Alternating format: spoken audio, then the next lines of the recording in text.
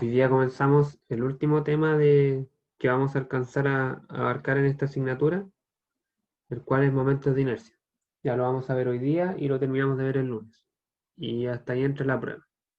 Entraría todo lo que sería centroide y momentos de inercia, que vendría siendo desde la clase 21 en adelante. O sea, de la clase 21 y las dos de la próxima semana, que son la 27 y la 28. Claro que la clase del miércoles de la próxima semana seguramente solamente revisemos ejercicios. Así que vamos a revisar este tema. Hoy día la clase es bastante corta, creo, así que vamos a empezar. En el control va a entrar centroides de líneas, de alambre, ¿sí? Porque centroides de áreas creo que ya lo evalué en un control, aunque no fue evaluado, pero en este va a entrar la materia de la semana pasada, que era centroides de alambre. O sea, va a entrar una estructura, ¿cierto? Ahora tener que encontrar el centro de gravedad y calcular algo, alguna reacción, alguna tensión a partir de eso. Eso va a entrar en el control de esta semana. Así que, bueno, vamos a ver entonces lo que es momentos de inercia. Eh,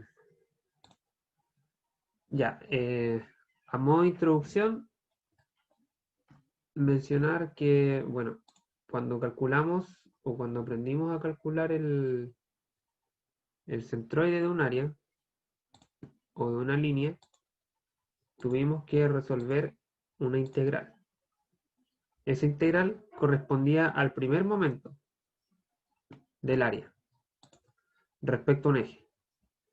Y era esta integral de acá, integral de x de a y la integral eh, correspondiente que era la integral de y de a, ¿cierto? Eran dos integrales, pero las dos tenían en común que era una integral de área y en cada una se integraba cada una de las variables. O sea, en una integraba la x, la variable x en toda el área y la otra me integraba la variable y en toda el área. Y a esa integral se le llama primer momento de un área.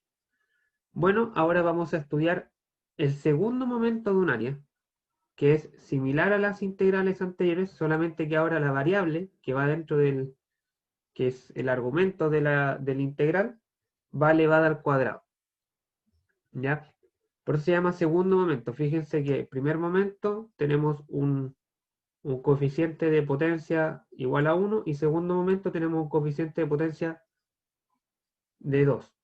¿Ya? Entonces, los segundos momentos de un área van a ser las integrales que tienen como argumento, integrales de área, que tienen como argumento las variables al cuadrado, ¿ya? Al cuadrado. Entonces, el segundo momento respecto al eje X va a ser la integral de y al cuadrado. Recuerden que las variables van cambiando. Cuando calculo el primer momento respecto al eje X, la integral va con la y, porque la y es la distancia del elemento de área al eje X y viceversa. Y el segundo momento respecto al eje y va a ir con la variable x al cuadrado. Y a estos momentos, al segundo momento, se le denomina momento de inercia. Momento de inercia. Y bueno, esta integral no es que a alguien se le haya ocurrido porque sí, sin una utilidad, sino que esta es una integral que aparece en varios problemas de ingeniería. ¿Ya? En varios problemas de ingeniería esta integral se presenta en los desarrollos. ¿Ya? Los ejemplos con los que ustedes seguramente se van a pillar en otras asignaturas son los cálculos de esfuerzos normales en vigas, que eso se ve en resistencia de materiales o mecánica de sólidos para los que tengan el ramo respectivo. Ahí cuando estudien flexión en vigas y quieran definir los esfuerzos a los cuales está afecto la viga, va a aparecer esta integral, que se denomina momento de inercia. También aparecen fluidos, cuando quieren calcular la fuerza total. No recuerdo si era la fuerza total o el punto de fuerza donde se aplica esa fuerza de una placa sumergida. Ahí también aparece esta integral que tiene un factor al cuadrado, que se llama momento de inercia. Entonces, Entonces es importante saber resolverla. ¿Sí? Es importante saber resolverla para distintos tipos de áreas. Para áreas, hoy día vamos a ver áreas simples, es decir, áreas que tienen una forma bien definida, un cuadrado, un triángulo, etc. La próxima clase vamos a ver áreas compuestas. ¿Ya? Entonces, para un área arbitraria, como la que tenemos en la figura, los momentos de inercia de un elemento diferencial de A, ¿cierto? Respecto de los ejes, va a ser equivalente a la multiplicación del área de ese elemento diferencial por la distancia al cuadrado con el eje. Entonces, el diferencial respecto al eje X va a llevar la Y al cuadrado y el diferencial respecto al eje Y va a llevar la X al cuadrado. Luego integro en todo el área para obtener el momento de inercia de toda el área. Las unidades del momento de inercia es unidad de longitud a la cuarta, porque tenemos una magnitud, una longitud, una distancia al cuadrado multiplicado por un área. Entonces tengo metros al cuadrado por área que ya está en metros al cuadrado, me da metros a la cuarta. O milímetros a la cuarta, pulgada a la cuarta, pie a la cuarta.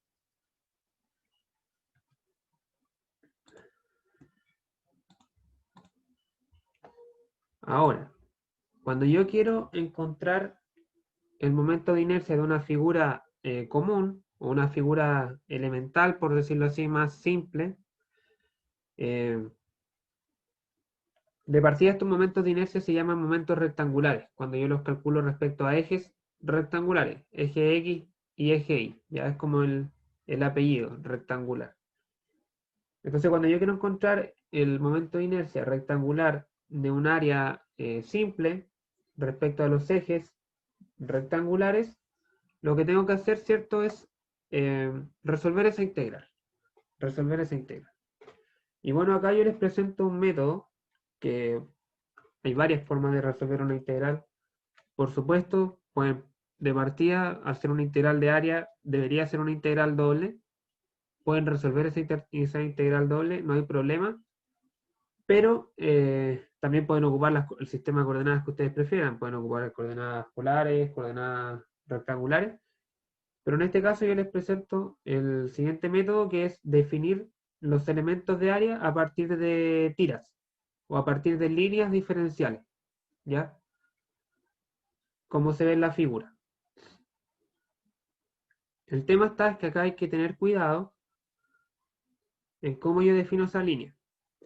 Entonces, si yo quiero calcular el momento de inercia respecto al eje X, selecciono una tira o una línea diferencial que sea paralela a ese eje.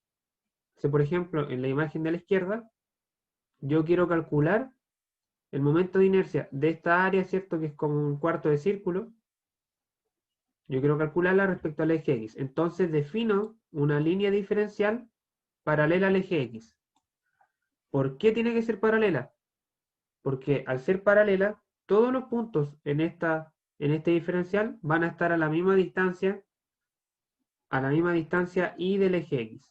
Y al fin de cuentas, esa Y es la que va en el argumento de la integral. Entonces puedo integrar sin ningún problema. Si yo definiera para resolver la integral respecto al eje X una tira vertical, tendría un problema porque cada punto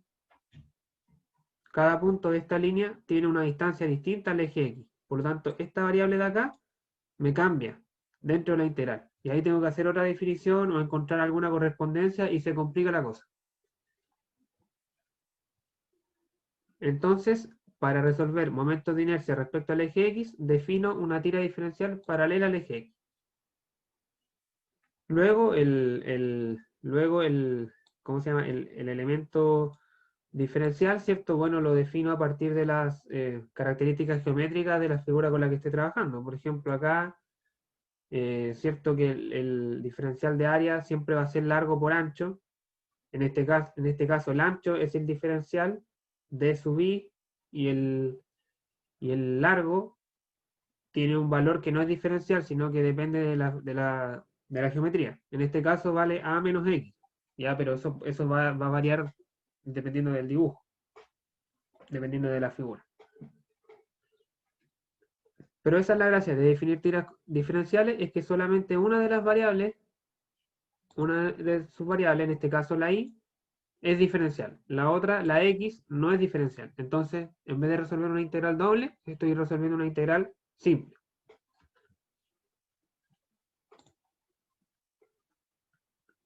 Análogo a todo lo que he explicado, ocurre lo mismo con los momentos de inercia respecto al eje y.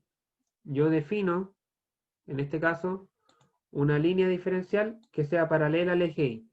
De nuevo, ¿por qué? Porque todos los puntos de esa línea van a estar a la misma distancia x del eje y.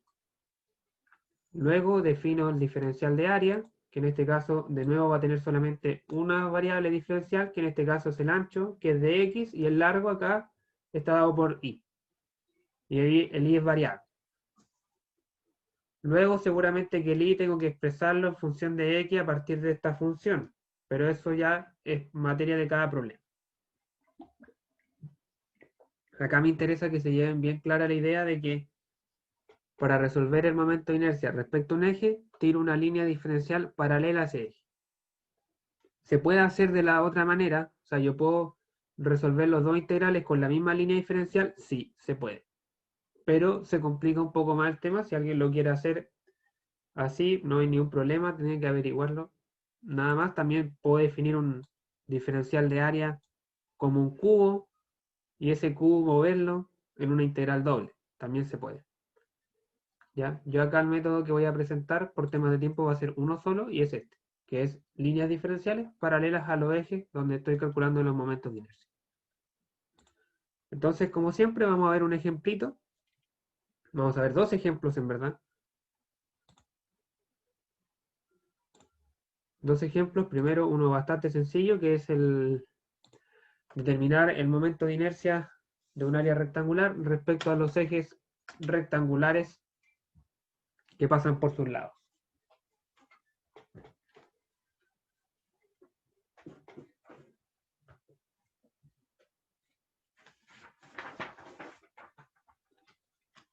Denme un segundito.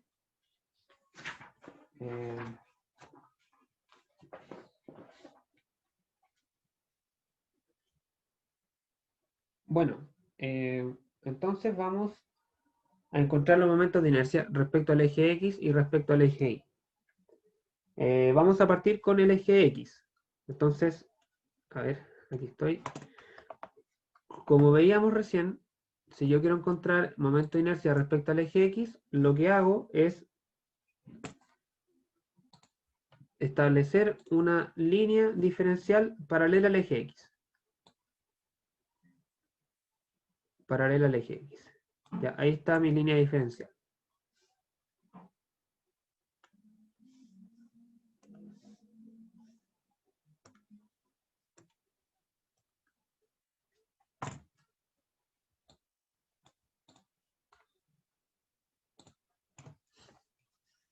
Ya, entonces,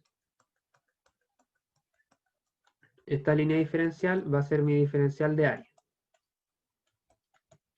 Mi diferencial de área. Tengo que definir sus dimensiones. Va a tener un ancho de y, ¿cierto? Un ancho de y. Y bueno, el largo en este caso es constante y vale b. Por lo tanto, el de a va a ser b por di. Y vamos a decir que esta línea diferencial está a una distancia variable, ¿cierto? A una distancia variable y. Donde el i, ¿cierto? Va a recorrer, la idea es que mi línea diferencial, ¿cierto? Recorra todo el área. Entonces mi i va a ir desde i igual 0 hasta el i igual h, que es la altura del rectángulo. Entonces, bueno, en verdad este problema sale bastante rápido, bien fácil, así que a partir de la diferencial de área definimos la diferencial de momento de inercia respecto al eje X, que en este caso va a ser, ¿cierto?, la variable contraria, en este caso i cuadrado, por el de a. En este caso el de A vale B por DI. Luego, si quiero calcular el valor, el momento de inercia de toda el área, integro.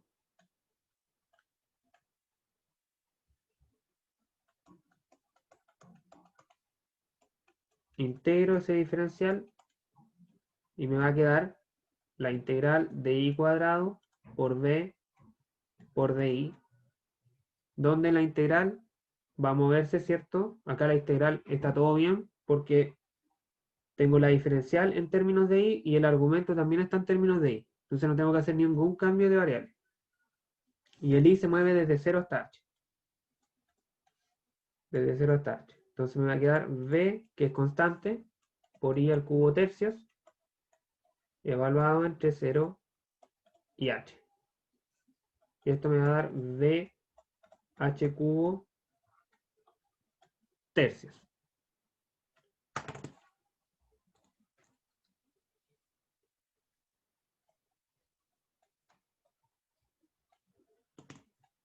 VH cubo tercios.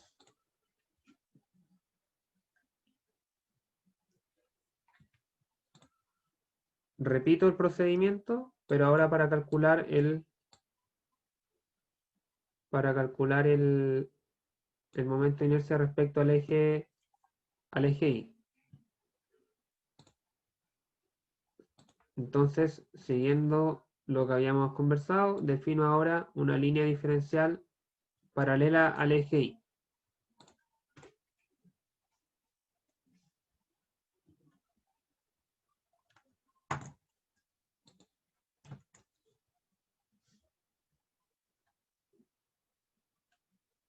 Paralela al eje Y. Las dimensiones, ¿cierto? En este caso va a tener un ancho de X. Un ancho de X, ¿cierto? El largo vale H. Por lo tanto, acá el de A va a valer H por dx. Vamos a decir que esta tira diferencial está a una distancia X, donde X se mueve, ¿cierto?, entre 0 y B. Entre 0 y B. Luego el diferencial de momento de inercia respecto al eje Y va a ser X cuadrado por el de A. Entonces el de A vale H por dx. Y luego puedo encontrar el momento de inercia integrando. La integral va a ir de 0 hasta B. X cuadrado H por dx. De nuevo no tengo ningún problema porque tengo el X cuadrado en el argumento y tengo X en el diferencial. Por lo tanto integro directamente y me va a quedar B al cubo por H tercios. Esa es una H por H tercios. Si se fijan, tiene la misma estructura que la anterior.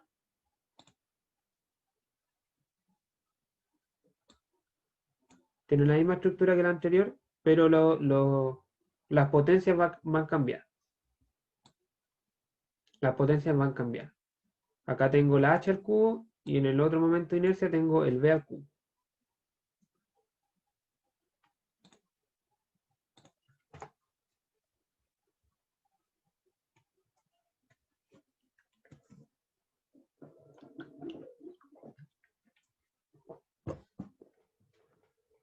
¿Dudas hasta acá, chicos?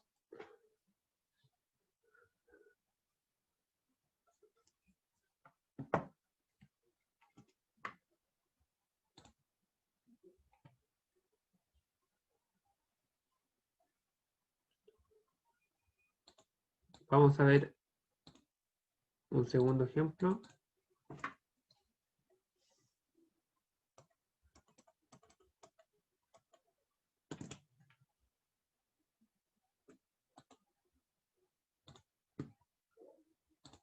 Que es este de acá del triángulo. Que bueno, tampoco llega a ser difícil, pero es un poco más complejo que el anterior. En este caso se nos pide determinar el momento de inercia del triángulo respecto a su base.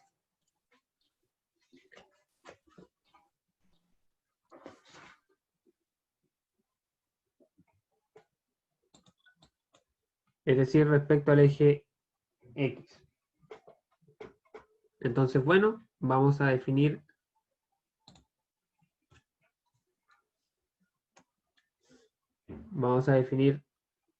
igual que hicimos antes, una línea diferencial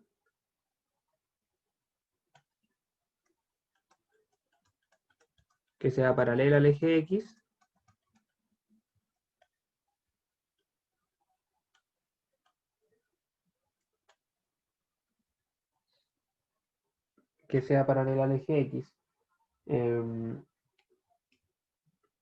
vamos a establecer, ¿cierto?, que esta línea diferencial tiene un ancho, ¿cierto?, que es un DI, ¿cierto?, porque el ancho es paralelo al eje Y. Pero ahora acá yo tengo el problema, básicamente, bueno, también vamos a decir que esa línea diferencial está a una distancia Y del eje X.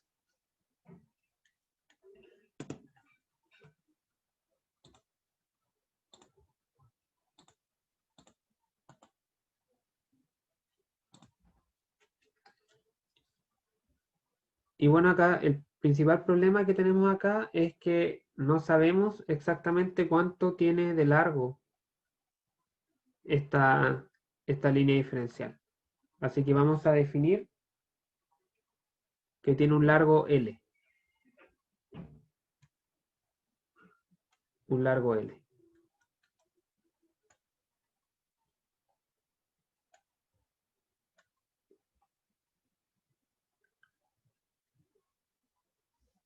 Ya. Entonces, mi diferencial de área debería ser, ¿cierto?, L por DI. L por DI.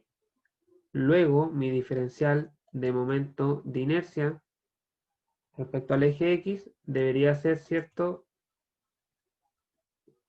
I cuadrado por L por DI. Y la integral que yo debería resolver para encontrar el momento de inercia respecto al eje X debería ser la integral, ¿cierto? El I a todo esto, ¿cierto?, se mueve entre 0 y h. Entonces la integral va entre 0 y h de I al cuadrado por L por DI. ¿Cuál es el problema que yo tengo en esta integral? Es la L. La L no es una constante, ¿ya? Como si lo era en el problema pasado. En el problema pasado, el ancho, ¿cierto?, era siempre el mismo, porque el cuadrado tiene siempre el mismo ancho.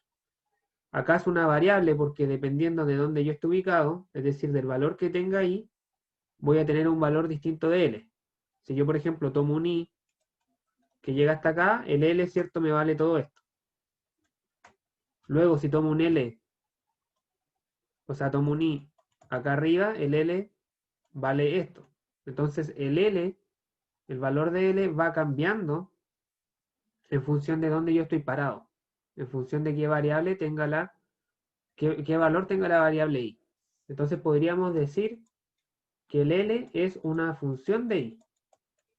¿Sí? Varía con I. De hecho, tenemos los valores extremos. Por ejemplo, cuando el I vale 0, el L vale B, ¿cierto? Vale B. Cuando estoy en el piso, en el eje X, en I igual 0, el L vale B. Y cuando estoy en la punta, es decir, cuando el I vale H, el L vale 0. Porque en este punto ya no tiene largo. Vale eso. Entonces, para resolver esta integral, tengo que expresar el L en función de I, para poder resolver la integral. Ahora, ¿cómo encuentro esa función? Bueno, en este caso lo vamos a hacer con triángulos semejantes. Vamos a aplicar triángulos semejantes.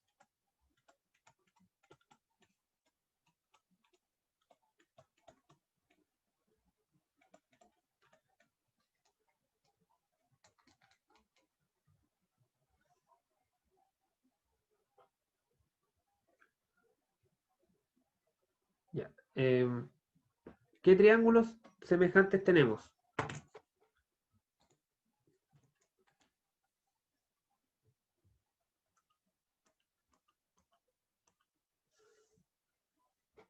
Tenemos primero el triángulo grande, el triángulo completo. El triángulo completo tiene una altura h y una base b. Entonces vamos a decir que la base b es a la altura h, base es altura. Y luego tenemos el triángulo chico que se forma solamente hasta acá. Tenemos este triángulo pequeño que tiene base L. Entonces, base es altura en el triángulo grande, base es altura en el triángulo chico. En el triángulo chico, la base vale L y la altura vale este valor. Y ese valor es igual a h menos i. H menos i.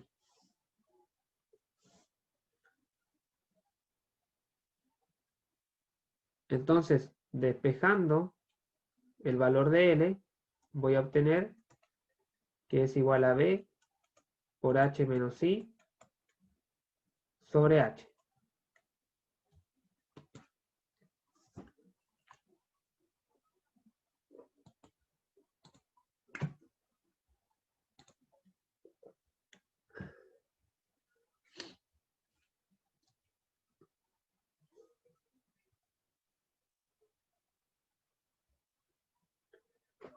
Luego fíjense que esta función, ahora sí tenemos a L en función de I, porque el B y el H son constantes. ¿Ya? Entonces fíjense que estos puntos que definimos acá se cumplen perfectamente. Cuando tengo el I igual a 0, cuando reemplazo acá el I igual a 0, me da, ¿cierto? Acá 0, las H se me simplifican y me queda el L igual a B. Es decir, que estoy en el piso. Luego, cuando tengo el I igual a H, me queda H menos H y el L me da 0. Entonces se me cumple y así verificamos que la función que hemos definido está bien, es correcta. Es correcta. Entonces vamos a reemplazar esta función.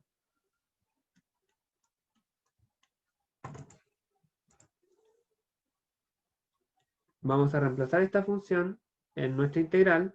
Vamos a tener desde 0 hasta h de i cuadrado por L, donde L vale b por h menos i sobre h y por di.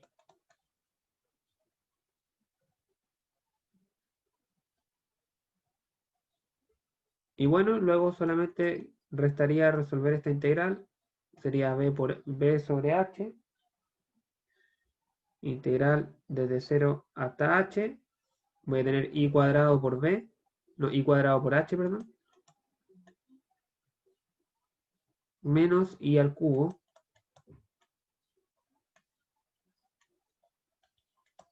de i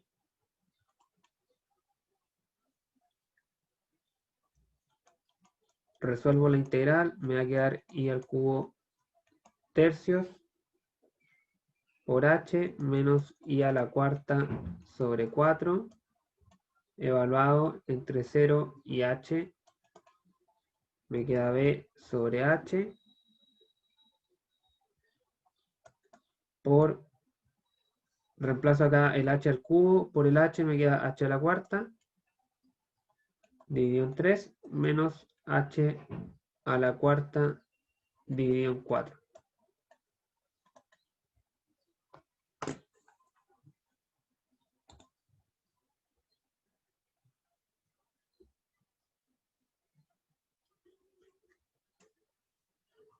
Estoy leyendo tu pregunta, Jorge. ¿Dónde dices tú que quedaría i al cuadrado por b?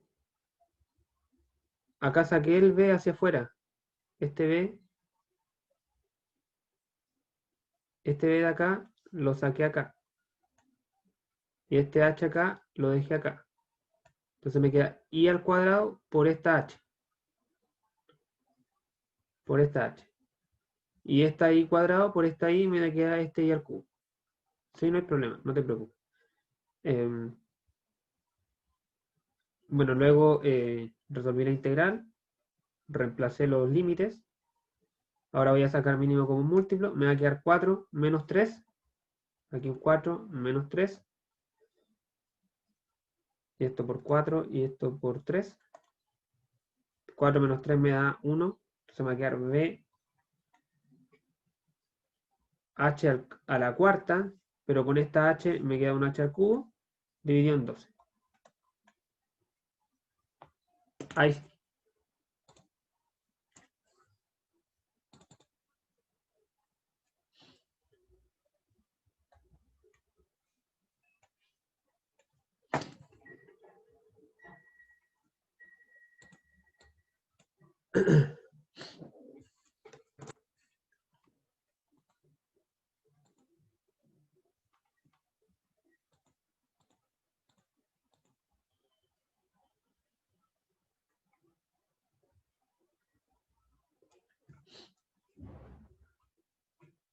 Ahí sí, entonces tengo el momento de inercia respecto al eje X, que era lo que me pedía.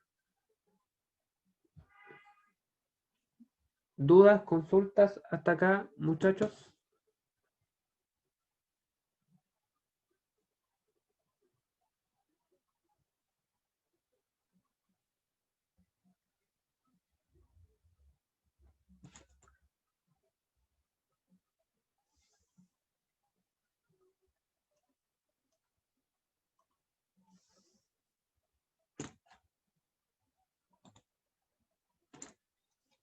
Ya.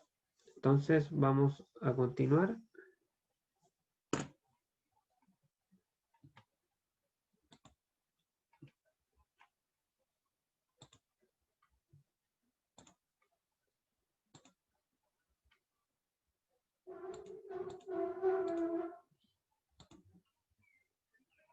Ya vimos estos dos ejemplos.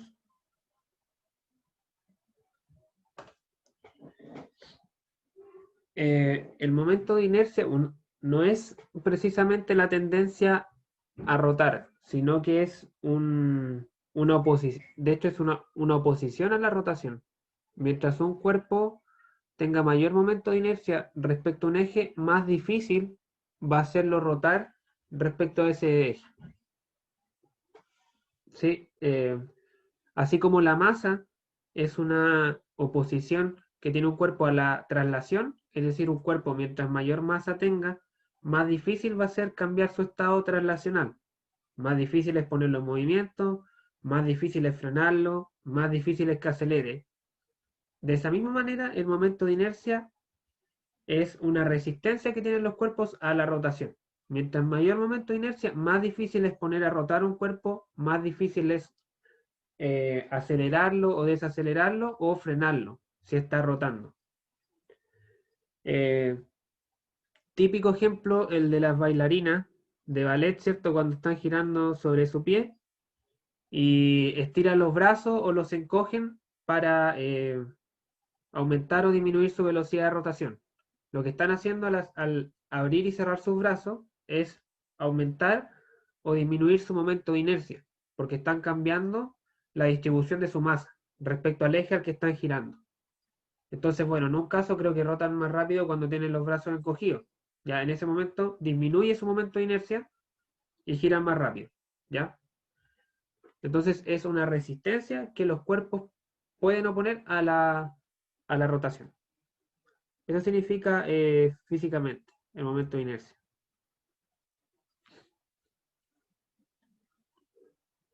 Entonces, por ejemplo, yo les decía que este momento aparece en la flexión en vigas.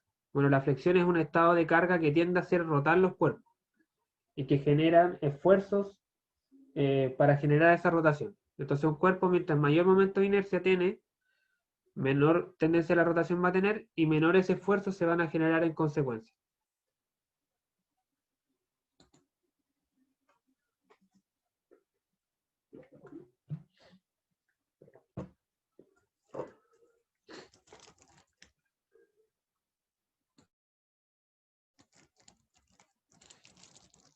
Ya, ahora bien, hay un tercer momento de inercia. Ya vimos que están los dos rectangulares, que son los momentos de inercia respecto al eje X y respecto al eje Y, pero hay un tercer momento de inercia, que podría decirse que es el momento de inercia respecto al eje Z, que se denomina momento de inercia polar. ¿Ya? Y que se define de igual manera, si lo piensan así, es la integral de una distancia al cuadrado en un área. Pero en este caso, esa distancia que está al cuadrado es la distancia a un punto específico. Por ejemplo, en la figura tenemos definido el momento de inercia respecto al punto O. Respecto al punto O. Entonces, el momento de inercia polar se llama polar porque está medido respecto a un polo. Un polo es como sinónimo de punto. Entonces, en este caso, el momento de inercia polar respecto al punto O es la integral de la distancia directa al cuadrado desde el punto hasta el diferencial y luego integrada en todo el área. Entonces, este momento de inercia se puede interpretar como que es el momento respecto al eje que pasa por el punto O. Y ese punto, o sea, ese eje es el eje Z. Si ustedes lo piensan en ese punto O, por ese punto O pasa el eje Z que es perpendicular a la pantalla en la que ustedes están viendo esta presentación. ¿Ya?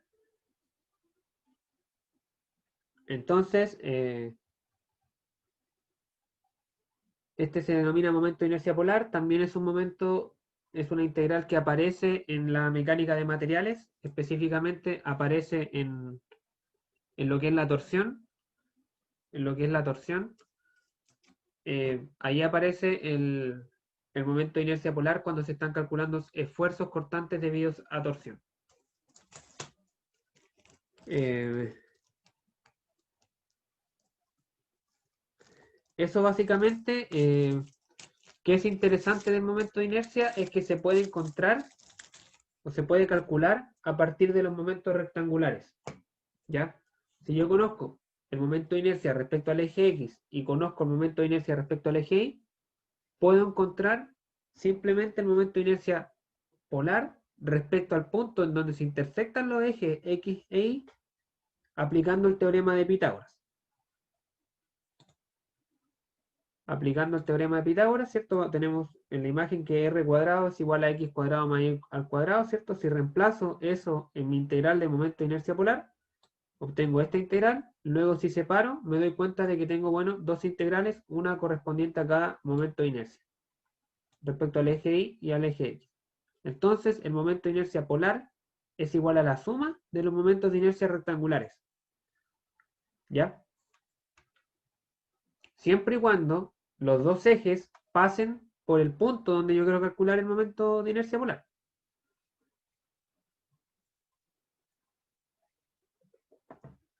Solamente para ese punto me sirve.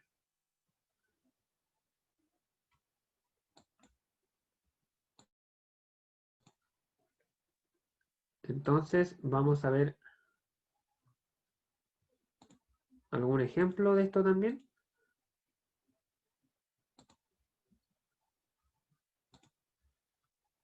Vamos a determinar el momento de inercia polar del círculo respecto del eje que pasa por el centro del círculo. Y utilizando el resultado vamos a determinar los momentos de inercia respecto a los ejes X e Y. ¿Sí?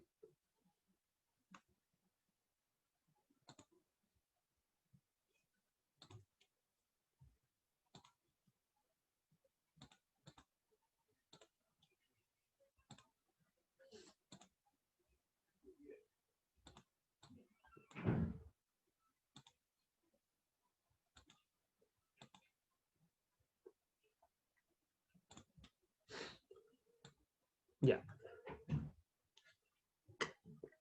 Entonces queremos determinar el momento de inercia polar respecto al origen. ¿Cuál es la dificultad acá? es que la integral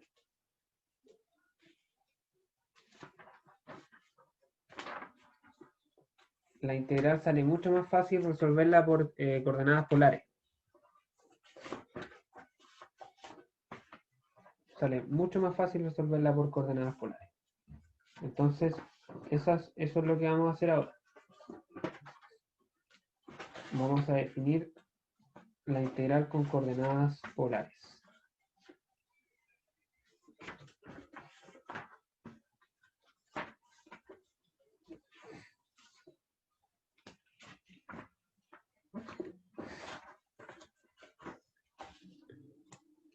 Entonces, lo que vamos a hacer acá es, en vez de definir una línea diferencial, vamos a definir un arco diferencial.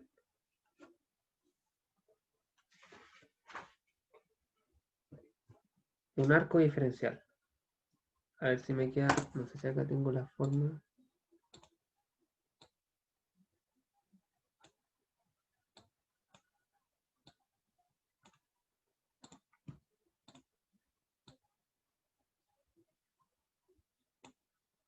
A ver si me queda más o menos. ¿Sí? Vamos a definir un arco diferencial. Entonces,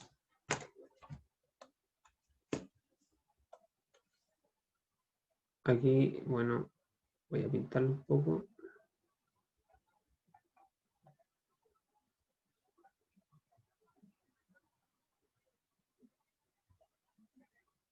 Vamos a definir un arco diferencial que esté a una distancia R, ¿cierto? Y que tenga un espesor dr.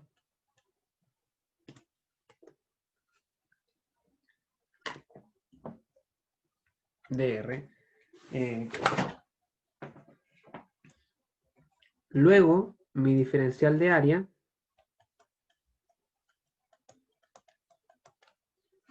va a valer ¿qué cosa?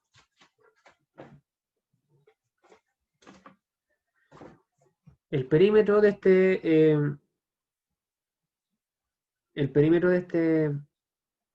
aro diferencial, ¿cierto? Vale 2pi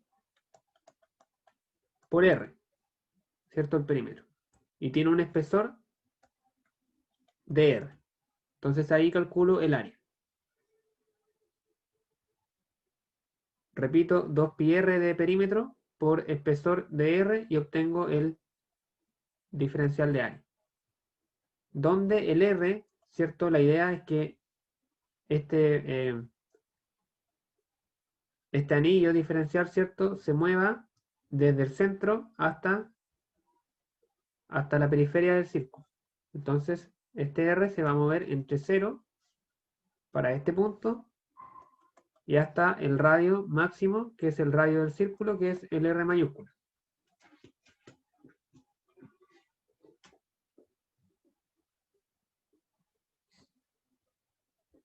El R mayúscula. Y bueno, luego simplemente integro.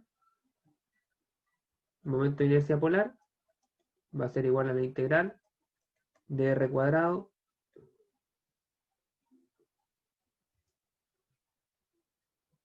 por dA.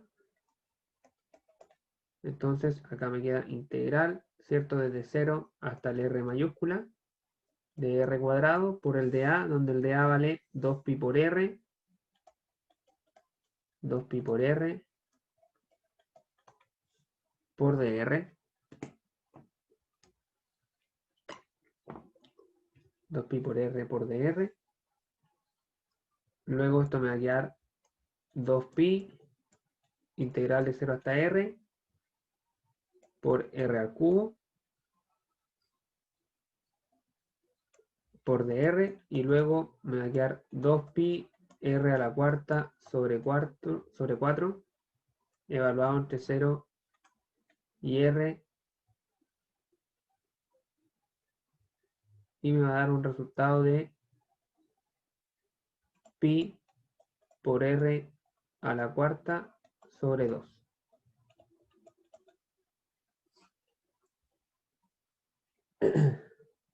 R a la cuarta sobre 2. Y aquí está momento de inercia polar respecto al punto O. Luego, aplicando la propiedad que vimos delante, que era cierto que el momento de inercia polar era igual al momento de inercia respecto al eje X más el momento de inercia respecto al eje Y, podemos ver, cierto, que el círculo es simétrico respecto a los ejes X e Y, por lo tanto podemos intuir, cierto, que ambos momentos de inercia son iguales, momento de inercia respecto al eje X más momento de inercia, o sea, igual al momento, son iguales, ¿cierto? Momento de inercia respecto al eje X, igual al momento de inercia respecto al eje Y, por lo tanto, acá me va a quedar que esto es igual a 2 veces cualquiera de los momentos de inercia, vamos a dejar el X, y luego puedo despejar que el momento de inercia respecto al eje X va a valer el momento de inercia polar dividido en 2, ya sabemos lo que vale el momento de inercia polar, por lo tanto sería pi r a la cuarta sobre 4.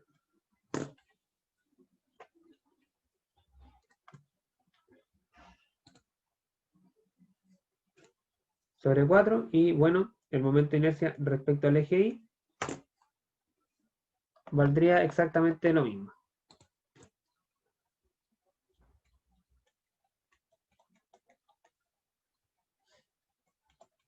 Pi por r a la cuarta sobre 4. Y así obtengo los momentos de inercia respecto a los ejes rectangulares y respecto al polo o al eje Z que pasa por el punto O.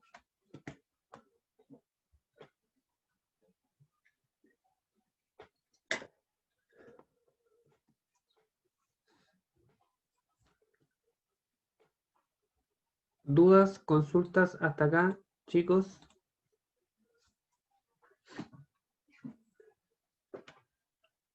Entonces, normalmente para encontrar momentos de inercia polares y cuando trabajamos con círculos o con figuras derivadas del círculo, es mejor trabajar con coordenadas polares.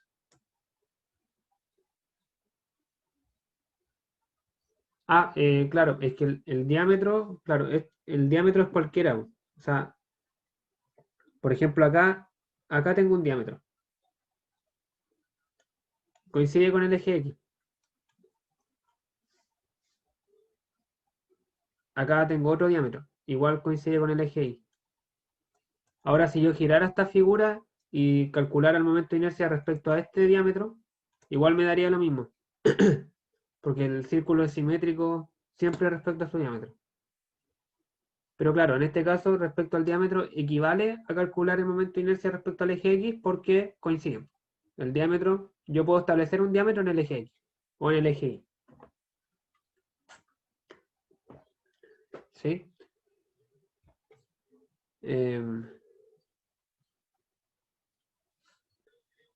Y eso es la clase de hoy día. No sé si hay alguna duda.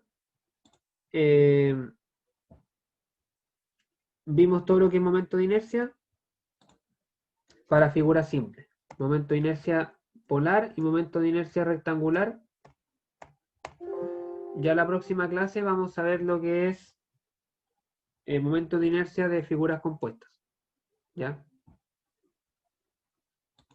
Por ejemplo, si tengo una figura, ¿cierto? Que esté formada por un cuadrado y por otro cuadrado. Por dos rectángulos. Y yo quiero determinar el momento de inercia respecto al eje X. ¿Cómo lo hago? Eso vamos a ver la próxima clase. Para resolver eso hay que aplicar un teorema que se llama el teorema de los ejes paralelos. Así que, eso, chicos, no sé si hay alguna duda, consulta, comentario que quieran hacer. Si no, en caso contrario, les recuerdo que el día viernes hay taller y me despido y nos vemos el próximo lunes.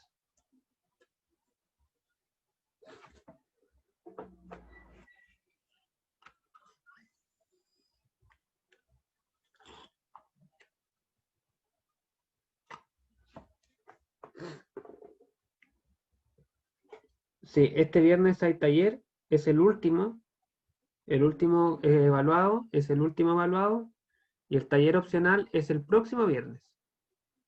¿Ya? El taller opcional es el próximo viernes.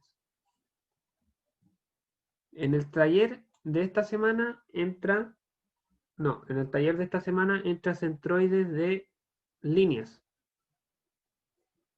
Centroides de líneas. Solamente centroides de líneas. Seguramente les va a salir una estructura, ¿cierto?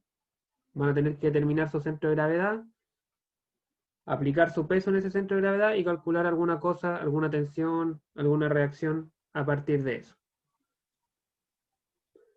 Así que para que preparen esa materia.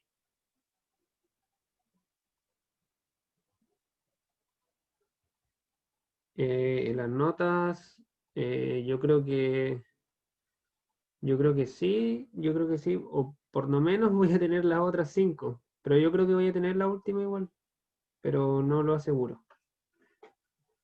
Porque en verdad las notas de los talleres las revisa el ayudante, así que depende más de él.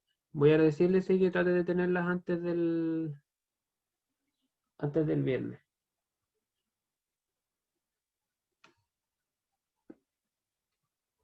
Recuerden que el taller opcional les reemplaza la peor nota que hayan tenido. Y al final el promedio se saca con 4 notas. El promedio de la parte práctica.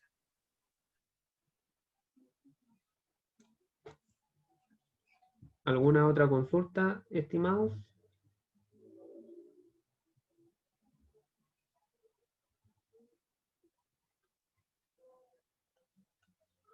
Bueno, lo dejamos hasta acá entonces. Que tengan un buen resto de semana, lo que queda. Y nos vemos el próximo lunes. Hasta luego. Igual que estén muy bien.